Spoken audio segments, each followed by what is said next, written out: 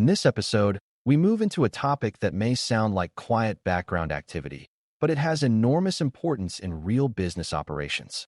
Many of the tasks that keep an organization running are not performed one at a time by a person sitting at a keyboard. Instead, they happen in sequence, on a schedule, in large volumes, and often without direct human involvement at the moment they run.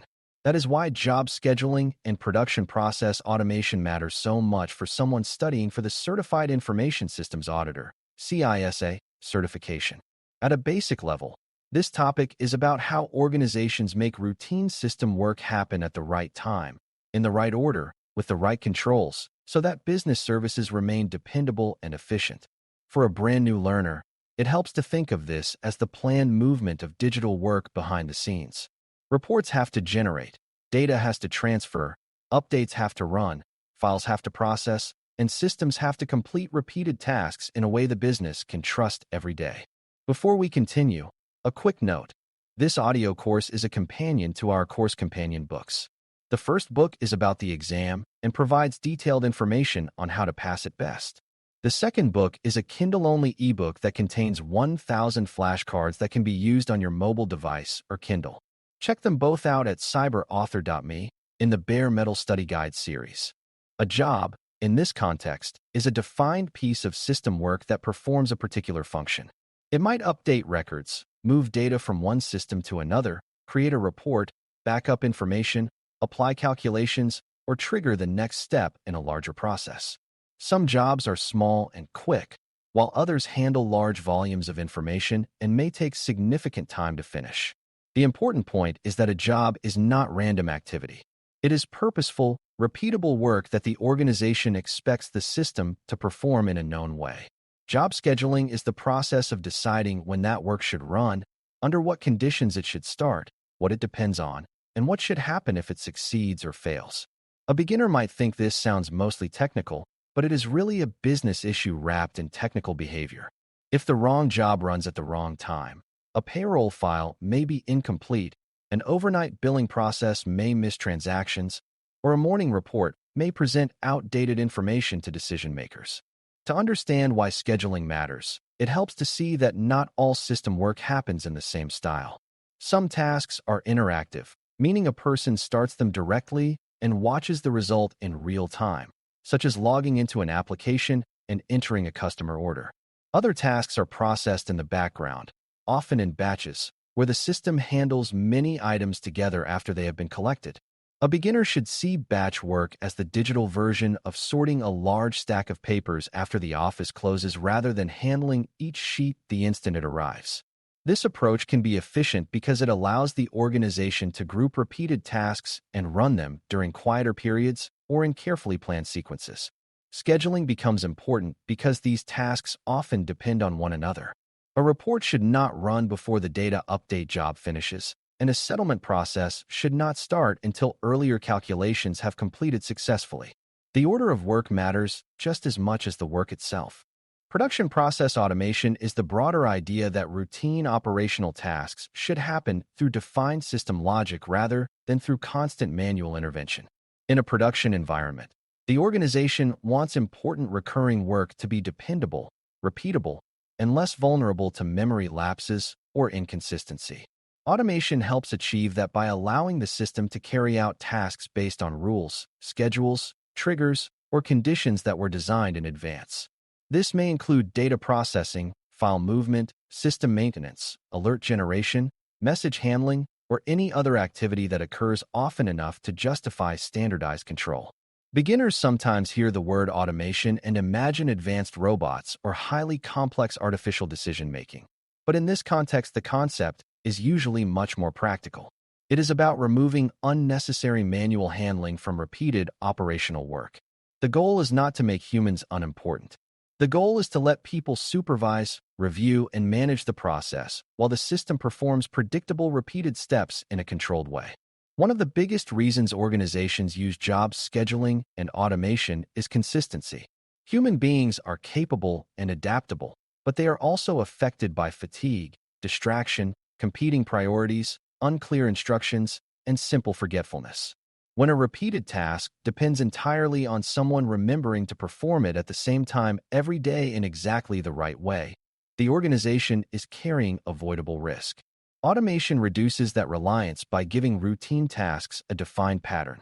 If a file transfer must happen every night after transaction processing, and a data validation step must happen before the next morning's reports are released, scheduling helps make those expectations reliable. A beginner should understand that this is not only about convenience. It is about control. The business depends on many recurring tasks that are too important to leave to informal habits. When automation is designed well, it reduces missed steps, supports timely processing, and creates a more stable operational rhythm across the environment. The production environment is the live setting where real business activity takes place, which means scheduled work in that environment carries real consequences. A test environment can tolerate mistakes more easily because the impact is limited. In production, the jobs being scheduled may affect customers, employees, financial records, regulatory reporting, and operational decisions. That is why scheduling in production requires greater discipline than simply arranging tasks in any convenient order. Jobs need to be approved, configured properly, monitored, and changed through controlled processes. A beginner might assume that once a scheduled job has been created, it can simply be left alone forever. In reality, production scheduling needs continuing attention because business volumes change, dependencies evolve, new systems are introduced, and timing windows may shift over time. A job that was appropriate last year may become risky if it now overlaps with another critical process or runs too close to a business deadline. Production automation succeeds when it is treated as a living part of operations rather than as a forgotten technical setup. Dependencies are one of the most important ideas in this topic because many automated processes only make sense when other processes happen first. A dependency means one job relies on the completion, data, output, or status of another job before it can run correctly. If those relationships are misunderstood, automation can create serious problems very quickly because the system will continue running tasks according to the schedule even when the underlying business logic no longer makes sense. For example, a reconciliation process should not begin before the incoming transaction file is complete, and an archive step should not delete source data before all downstream processing has finished. Beginners should picture this like an assembly line where each stage depends on the prior stage being finished and correct. If the sequence breaks, later steps may continue, but the final result will be wrong or incomplete. From a CISA perspective, dependency control matters because scheduled activity must be aligned with business logic, not merely with the passage of time. Timing is another major element because jobs do not exist only in relation to one another. They also exist in relation to the business calendar. Some jobs must run daily, some weekly, some monthly, and some only at special points such as quarter-end, year-end, or after major operational events. Others depend on cutoffs, such as after a store closes, after a trading period ends, or after customer transactions are fully captured for the day. A beginner might think scheduling is just picking a clock time, but real business scheduling is more complicated than that. The organization needs to consider workload peaks, system availability, support coverage, processing windows, and the consequences of delay. If a heavy job runs during a period of high user activity, it may slow the environment. If a critical process runs too late, downstream reporting may miss business deadlines. That is why good scheduling reflects both technical capacity and business timing. It is an operational bridge between what the system can do and when the business actually needs the result. Monitoring and exception handling are central because no automated process should be trusted blindly simply because it usually works. Jobs can fail, run late, produce incomplete output, consume unexpected resources, or stop at a particular step while other dependent processes wait behind them. A mature organization does not assume that automation removes the need for human attention. It changes the nature of that attention from manual performance to oversight and response. Beginners should understand that a scheduled job is only valuable if the organization can tell whether it completed properly and can act quickly when it did not. Monitoring may include status reviews, alerting, completion records, error logs, and escalation processes that notify responsible teams when something unusual occurs. Exception handling is the discipline of deciding what happens next when the process does not behave as expected. If a failed job is not noticed until hours later, the business may lose time, data quality, or confidence. Automation works best when detection and response are built into the design rather than added after repeated failures. Controls around access and change are especially important in scheduled and automated environments because the same features that make automation efficient can also make mistakes spread faster.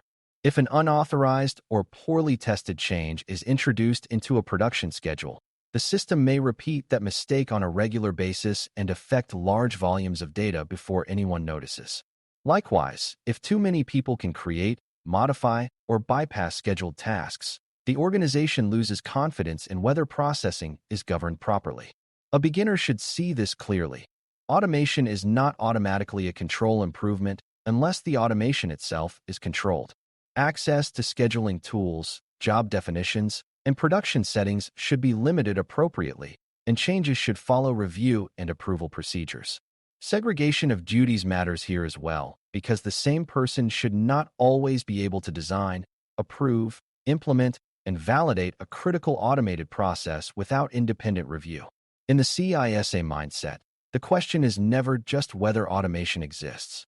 The question is whether the automation operates under trustworthy governance. Data integrity is closely tied to production process automation because many scheduled jobs exist to move, transform, summarize, or validate information. If those jobs are poorly designed or badly timed, the organization may end up with duplicate data, missing records, inconsistent totals, or reports that no longer match the underlying transactions. A beginner might think a job either runs or fails, but many of the most damaging problems happen in the middle ground, where the job technically completes while producing the wrong result.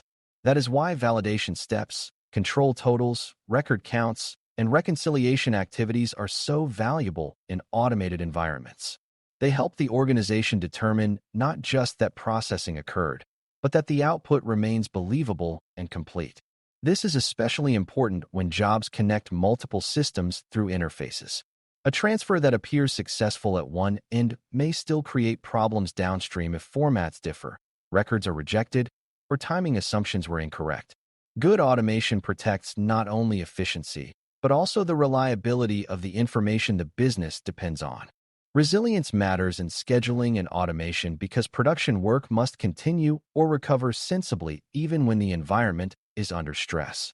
Systems may experience outages, hardware failures, network interruptions, software defects, or incomplete input files, and the automated processes running in production need to cope with those realities. A mature design considers restart capability, partial failure handling, and recovery steps so that work does not become chaotic after a disruption. A beginner should think about what happens if a long overnight job stops halfway through. Can it restart safely, or will it duplicate transactions and create confusion? Can dependent processes wait, or will they continue blindly with incomplete information? These questions are essential because automation can magnify both order and disorder. When designed carefully, it helps the organization recover more cleanly by providing structured restart points and known sequences. When designed poorly, it can turn a temporary failure into a much larger data and operations problem.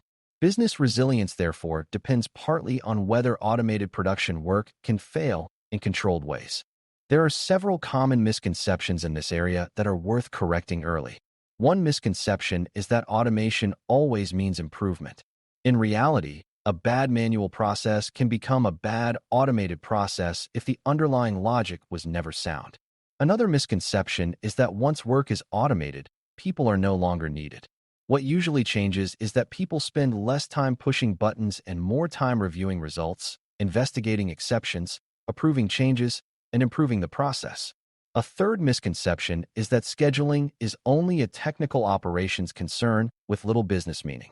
The truth is that production scheduling often shapes when data becomes available, when customers receive service, when reporting is complete, and whether control deadlines are met. Beginners should understand that the value of automation comes from disciplined design and oversight, not from the simple fact that the system is doing the work instead of a person. Automation is a tool for control and efficiency, but only when the organization treats it as something to be governed carefully. From the auditor's point of view, job scheduling and production process automation are examined through questions of reliability, control, accountability, and business impact. The auditor wants to know whether scheduled work is authorized, whether dependencies are understood, whether jobs are monitored, whether failures are escalated, whether changes are tested and approved, and whether the organization can demonstrate that critical processing actually occurred as intended.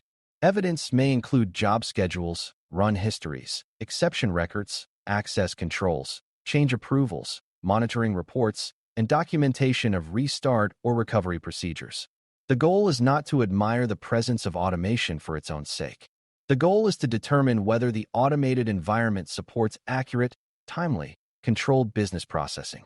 If critical work depends on undocumented schedules, weak oversight, or informal fixes after repeated failures, then the organization may appear efficient while actually carrying significant risk.